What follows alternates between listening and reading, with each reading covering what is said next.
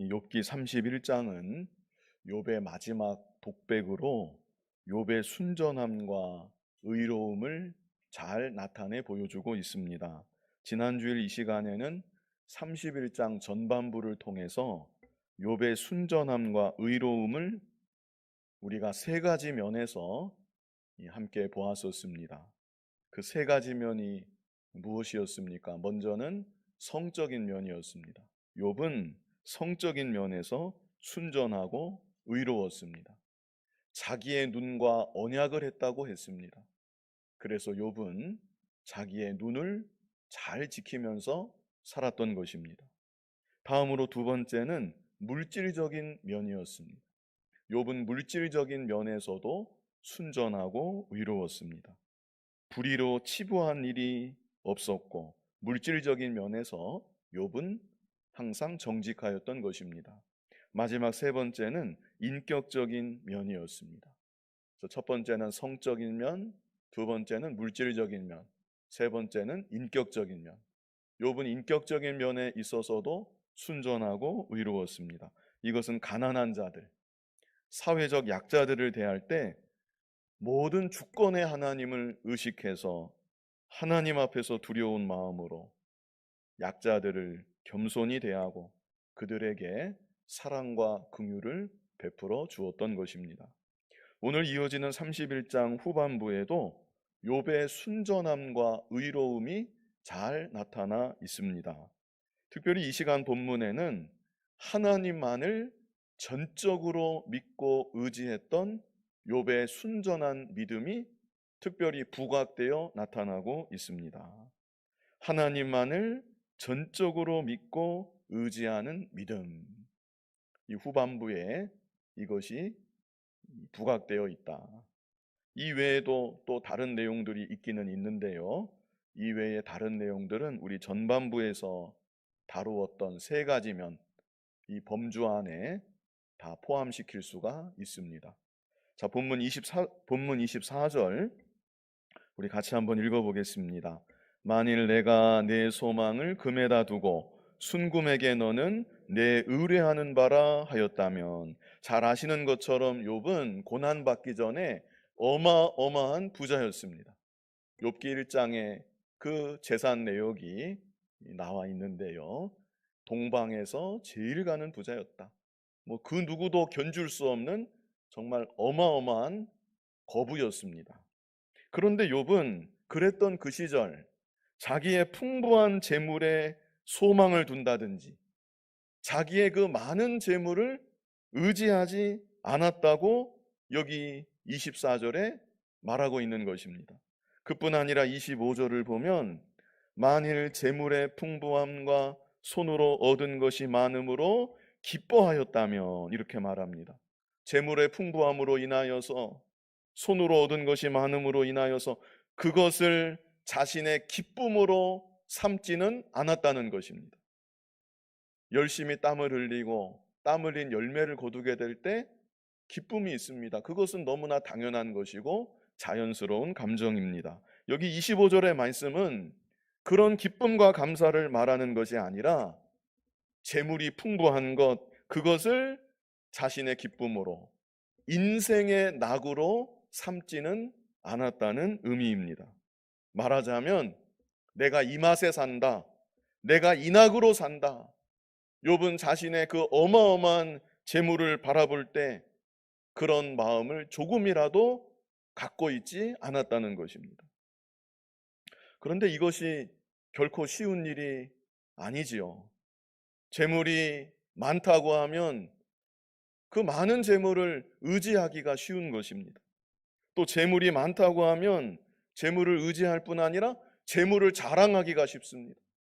재물로 자기 자신을 과시하기가 쉽고, 또 그 많은 재물을 볼 때 재물로 인해서 기쁨으로 삼기가 너무나 쉬운 것입니다. 재물만 그렇겠습니까? 가령 지혜가 많다, 아니면 육신적으로 힘이 세다, 뭐 어떤 재능이 있다, 다 마찬가지입니다. 그러면 그런 것들을 의지하기가 쉬운 것이고, 그런 것들을 자랑하기 쉬운 것이고, 그런 것들로 기쁨을 느끼면서 자기 기쁨으로 삼고 살아가기가 쉬운 것이죠.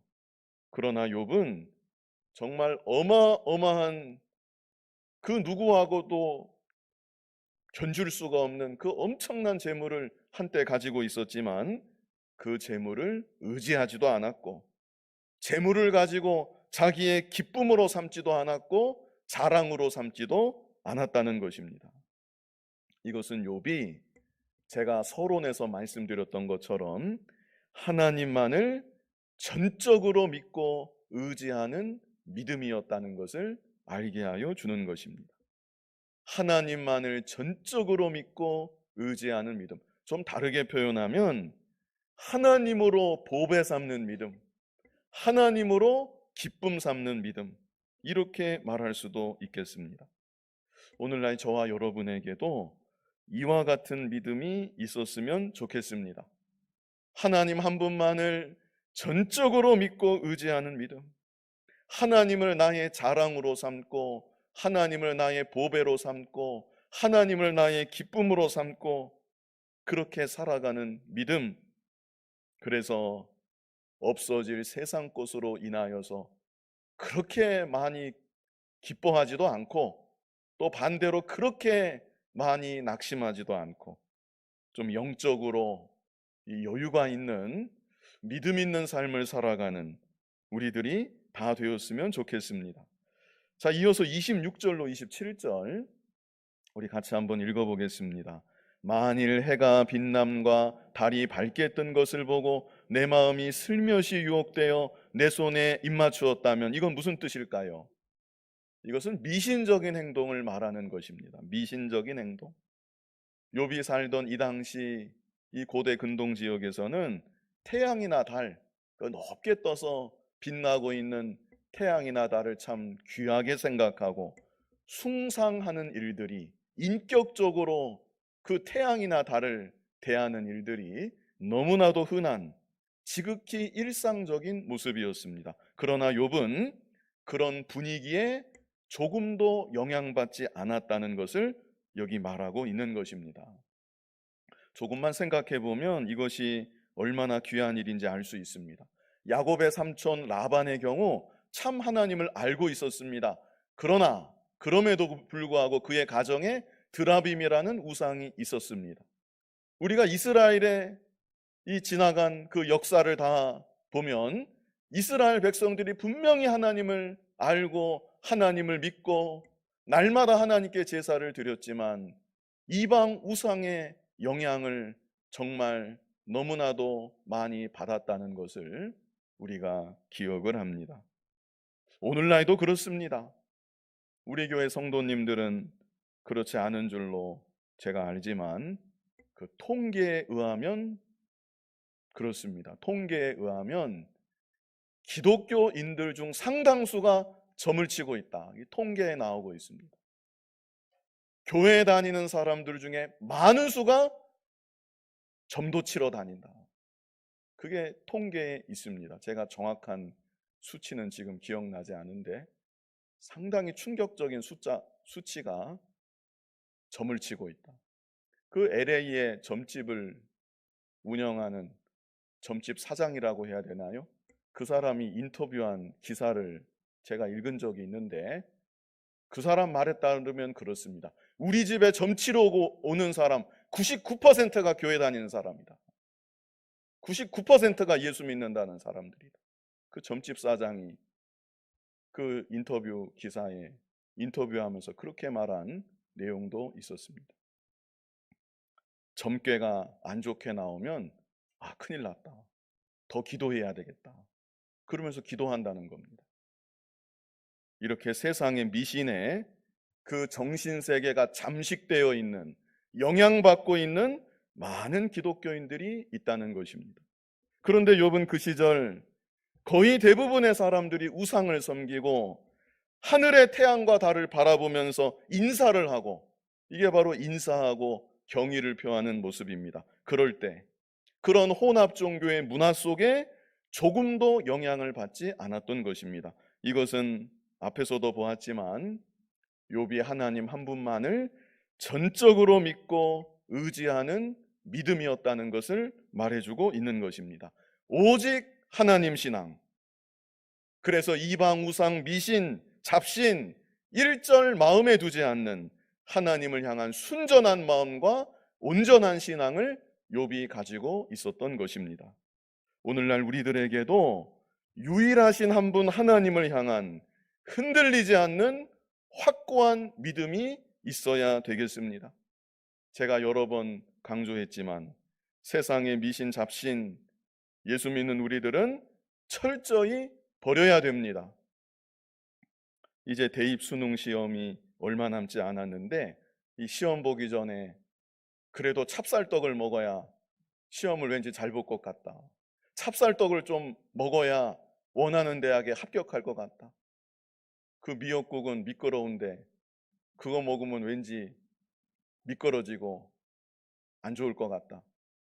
이런 거에 조금도 영향을 받아서는 안 되는 것입니다. 듣고 나니까 마음이 왠지 찜찜하다. 그게 벌써 영향을 받고 있는 것입니다. 또 우리나라 사람들 그 사자를 싫어하지요. 죽을 사라고 해가지고. 요즘에는 안 그런 것도 있는 것 같은데 한때 병원에 가면 4층이 없었습니다. 4층이 없습니다.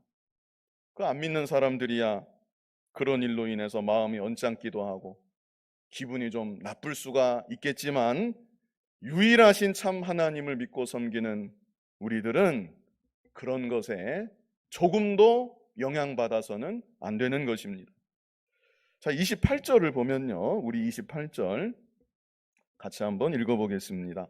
그것도 재판에 회부할 죄악이니 내가 그리하였으면 위에 계신 하나님을 속이는 것이리라. 자, 이 28절은 우리 앞에서 보았던 24절로 27절의 내용을 다 받는 것입니다. 24절로 27절이 28절로 연결이 되는 것이죠. 24절로 27절을 제가 빨리 읽어드리면 만일 내가 내 소망을 금에다 두고 순금에게 너는 내 의뢰하는 바라 하였다면 만일 재물의 풍부함과 손으로 얻은 것이 많음으로 기뻐하였다면 만일 해가 빛남과 달이 밝게 뜬 것을 보고 내 마음이 슬며시 유혹되어 내 손에 입맞추었다면 이것들은 전부가 다 재판에 회부할 죄악이다. 이 말을 하고 있는 것이죠. 하나님 앞에서 징계받고 심판받을 큰 죄악이라는 것입니다. 내가 그리하였으면 위에 계신 하나님을 속이는 것이라. 하나님께 신실하지 못한 모습인 것을 욥이 말하고 있는 것이고요. 그런데 욥은 이런 일들을 행하지 않았다. 하나님 한 분만을 전적으로 믿고 의지하며 살아왔던 것입니다. 자, 이제 29절로 32절 보겠는데요. 29절로 32절에는 원수의 멸망을 기뻐하지 않았다는 것. 원수의 멸망을 기뻐하지 않았다. 또 종과 나그네를 잘 대접했다는 것. 이것이 29절로 32절에 있습니다. 이것은 우리 전반부에서 보았던 그 세 가지 범주 안에 포함이 됩니다. 세 가지가 성적인 면, 물질적인 면, 마지막은 인격적인 면이라고 그랬는데 이 세 가지 중에 인격적인 면에 포함시킬 수 있는 것이죠. 자, 29절 말씀 우리 같이 한번 읽어보겠습니다. 내가 언제 나를 미워하는 자의 멸망을 기뻐하고 그가 재난을 당함으로 즐거워하였던가. 욥은 자기를 미워하는 자가 망하거나 재난을 당할 때 그로 인해 기뻐하지 않았다는 것입니다. 아무리 원수라 할지라도 고통을 당하고 재난을 당할 때 그 모습을 보고 기뻐한다면 그것은 사람 앞에서도 잘못하는 것이고 하나님 앞에서도 잘못하는 것입니다. 야고보서 2장 13절 우리 같이 한번 읽어보겠습니다. 긍휼을 행하지 아니하는 자에게는 긍휼 없는 심판이 있으리라. 긍휼은 심판을 이기고 자랑하느니라. 긍휼을 행하지 아니하는 자, 다른 사람을 불쌍히 여기지 아니하는 자, 자기는 마치 의로운 것처럼 저 사람은 저런 벌을 당해도 마땅해 이렇게 나아가는 자, 그런 자에게는 긍휼 없는 하나님의 심판이 있으리라. 하나님께서도 그런 사람을 향해서 조금도 불쌍히 여기지 아니하시고 하나님 공의대로 그대로 심판을 베푸신다는 것입니다. 그러므로 우리들은 나를 미워하고 나에게 원수처럼 대했던 사람이라 할지라도 그 사람이 재난을 당한다면 그에 대해서 참 안타까운 마음을 가지고 위에서 기도해주고 기회가 되면 도와주어야 그것이 그 사람에게나 하나님 앞에서나 바로 하는 것입니다. 잠언 24장 17절로 18절 보면요. 자, 뜻을 생각하면서 같이 읽어보겠습니다. 네 원수가 넘어질 때 즐거워하지 말며 그가 엎드러질 때 마음에 기뻐하지 말라.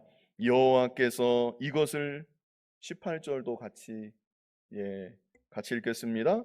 여호와께서 이것을 보시고 기뻐하지 아니하사 그의 진노를 그에게서 옮기실까 두려우니라. 이렇게 말씀하고 있습니다. 우리는 언제나 모든 주권의 하나님을 의식하고 하나님 앞에서 두렵고 떨리는 마음으로 모든 사람들을 대하여서는 항상 사랑과 긍휼의 마음으로 대하여야 하는 것입니다. 자, 비슷한 맥락에서 잠언 17장 5절도 우리 같이 한번 읽어보겠습니다. 가난한 자를 조롱하는 자는 그를 지으신 주를 멸시하는 자요 사람의 재앙을 기뻐하는 자는 형벌을 면하지 못할 자니라. 여기 뭐라고 했습니까? 가난한 자를 조롱하는 자, 사람만 조롱하는 것이 아니고 그 다음에 뭐라고 했습니까? 그를 지으신 주를 멸시하는 자요. 여기서 가난하다는 것은 대표성의 의미로 사용하고 있는 것입니다. 수많은 환경과 상황들 중에서 무시할 만한 한 가지 상황으로 가난한 상황을 예를 들어 말하고 있는 것입니다. 그래서 우리들은 어떤 경우가 되었든지 다른 사람을 무시한다든지 조롱한다든지 그런 마음을 결코 가져서는 안 되는 것입니다. 그 사람을 지으신 분이 하나님이시고 그 사람으로 하여금 그런 환경을 허락하신 분이 하나님이신데 사람을 조롱하거나 멸시하는 것은 그것은 곧 하나님을 멸시하는 죄이다. 성경은 그것을 우리에게 가르쳐 주고 있습니다. 그리고 우리가 알아야 할 것은 나 역시 어느 순간 그런 처지가 될 수도 있다는 것입니다. 내가 지금 무엇을 가지고 있든지 또 나의 위치가 지금 어느 위치에 있든지 아무것도 아닙니다. 하나님께서 한번 불어버리시면 순식간에 날아가 버리는 것이 너무나도 연약한 우리 인생이라는 것. 우리는 그 사실을 잊지 말고 모든 주권의 하나님을 항상 의식하고 하나님 앞에서 두렵고 떨림으로 또 사람을 향해서는 누구에게든지 교만하지 말고 사랑과 긍휼을 베풀고 항상 겸손한 우리들이 되어야 하는 것입니다. 후반절도 마찬가지 맥락입니다. 사람의 재앙을 기뻐하는 자는 형벌을 면하지 못할 자니라. 나에게도 역시 저와 같은 재앙이 얼마든지 닥칠 수 있다. 우리는 그렇게 생각하고 재앙 만난 사람들을 바라볼 때 참 안타까운 마음, 진심으로 불쌍히 여기는 마음, 그래서 위로해주고 또 위에서 기도해 주어야 마땅한 것입니다. 이제 본문으로 돌아와서 30절, 본문 30절 같이 읽어보겠습니다. 실상은 나는 그가 죽기를 구하는 말로 그의 생명을 저주하여 내 입이 범죄하게 하지 아니하였노라. 이런 일도 없었다는 것입니다. 안 믿는 세계에서는 자기를 몹시도 괴롭히는 사람, 그 사람 생각하면서 마음으로 저주하고 입으로도 악담하는 일들이 많이 있습니다. 하나님을 믿는다고 해도 하나님을 참으로 의식하지 못하면 믿는 사람들도 이런 잘못을 저지를 수가 있습니다. 그러나 욥은 그렇게 하지 않았다는 것이죠. 마음으로도 그렇고 자기를 괴롭히고 미워하는 사람 마음으로도 그렇고 입으로도 그렇고 악담하지 않았다. 우리 로마서 12장 17절 같이 한번 읽어보겠습니다. 아무에게도 악을 악으로 갚지 말고 모든 사람 앞에서 선한 일을 도모하라. 이것이 우리 아버지의 명령입니다. 모든 사람 앞에서 선한 일을 도모하라. 18절에는 뭐라고 또 했습니까? 같이 읽어보겠습니다. 할 수 있거든 너희로서는 모든 사람과 더불어 화목하라. 이렇게 살아야 된다는 것입니다. 할 수 있거든. 내가 할 수만 있으면 모든 사람과 더불어 화목하려고 해야 그것이 하나님 자녀된 모습이라는 것입니다. 물론 우리가 유다서 주일 오전에 보고 있는데 비진리, 이단 이런 자들하고는 이 화목해서는 안 되는 것이고 진리 안에서 화목입니다. 진리 안에서 어떻게 해서든지 모든 사람과 화목해야 된다. 이것을 우리에게 교훈하시고요. 우리 19절 이어지는 19절 같이 읽어보겠습니다. 내 사랑하는 자들아 너희가 친히 원수를 갚지 말고 하나님의 진노하심에 맡기라. 기록되었으되 원수 갚는 것이 내게 있으니 내가 갚으리라고 주께서 말씀하시니라. 하나님께서 다 갚아주신다는 것입니다. 그래서 우리는 이 주권의 하나님, 이 주권의 하나님을 바라보고 사람을 대할 때, 나로서는 사람을 대할 때 항상 겸손하게 또 사랑과 긍휼의 마음을 가지고 모든 사람과 화목하고자 그렇게 인격적으로 다른 이들을 대하여야 하는 것입니다. 자, 이제 본문으로 돌아와서 31절과 32절은 종과 나그네를 잘 대접했다는 것입니다. 31절 같이 읽어보겠습니다. 내 장막 사람들은 주인의 고기에 배부르지 않은 자가 어디 있느뇨 하지 아니하였는가. 욥의 집에서 일하는 사람들, 욥이 먹는 고기를 함께 먹으면서 배불리 지냈다는 것입니다. 음식도 잘 차려주었던 것 같습니다. 종이라고 그냥 소홀하게 차려준 것이 아니라 자기가 먹는 음식으로 함께 먹으며 배부르게 지냈다. 32절 같이 읽어보겠습니다. 실상은 나그네가 거리에서 자지 아니하도록 나는 행인에게 내 문을 열어 주었노라. 그리고 욥은 지나가는 나그네들을 위해서 항상 관대하게 집문을 활짝 열어 두었다는 것이죠. 이렇게 욥은 모든 사람들을 대할 때 항상 사랑과 긍휼로 원수까지도 미워하지 않고 또 항상 겸손하게 이 인격적으로 모든 사람들을 대하였다는 것을 우리가 볼 수 있는 것입니다. 이제 33절로 34절은 큰 무리를 두려워하지 않았다는 것입니다. 큰 무리를 두려워하지 않음. 이것은 무엇과 관련이 있겠습니까? 이것은 제일 앞에서 제가 말씀드렸던 것처럼 하나님 한 분만을 전적으로 믿고 의지하는 믿음이라고 하겠습니다. 그런 믿음이 있기 때문에 사람을 두려워하지 아니했던 것입니다. 33절로 34절 우리 같이 한번 읽어보겠습니다. 내가 언제 다른 사람처럼 내 악행을 숨긴 일이 있거나 나의 죄악을 나의 품에 감추었으며 내가 언제 큰 무리와 여러 종족의 수모가 두려워서 대문 밖으로 나가지 못하고 잠잠하였던가. 우리말 번역상으로는 이게 정확하게 드러나지 않았는데요. 34절에 내가 언제 큰 무리와 여러 종족의 수모가 두려워서, 이 구절에 33절도 함께 연결이 됩니다. 그래서 33절로 34절을 통해서 하고자 하는 말은 사람이 두려워서, 큰 무리가 두려워서 악행을 하고도 숨긴다거나 죄악을 감춘다거나 할 말도 못하고 잠잠하다든가, 욥은 결코 그런 일이 없었다는 것을 말하고 있는 것입니다.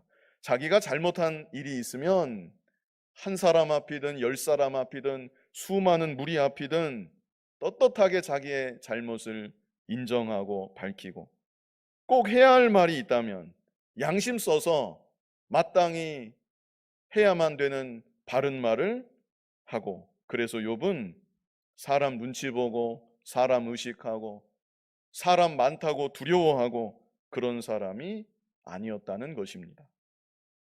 하나님만을 두려워하며 하나님 앞에서 믿음을 지키고 하나님만을 전적으로 믿고 의지하는 하나님 중심의 삶을 욥은 살았던 것입니다.